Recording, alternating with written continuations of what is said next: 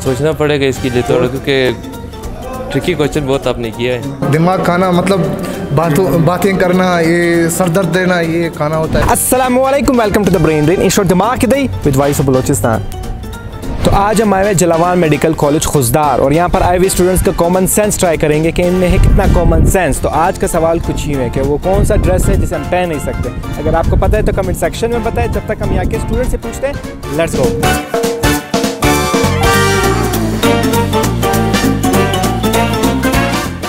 Common sense दोनों का अच्छा काम करता है। बस थोड़ा काम करता है। यस करता है, अच्छा खासा करता है। सवाल ये है कि वो कौन सा ड्रेस है जिसे हम नहीं पहन सकते। जिसे हम नहीं पहन सकते, शादी का ड्रेस होगा। शादी का ड्रेस आप नहीं पहन सकते। जब आपको यकीन नहीं है कि आपकी शादी होगी? नहीं, मुझे तो यकीन नहीं है कि शादी होगी।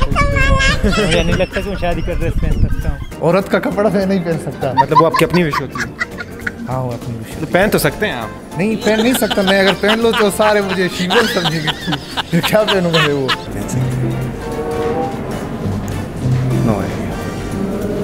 याद नहीं यार। या कोई महंगा ड्रेस है वो नहीं पहन सकेंगे ना।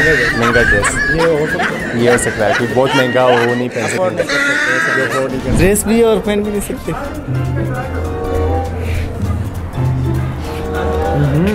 बताएं। जो सिया ना हो वो छोटी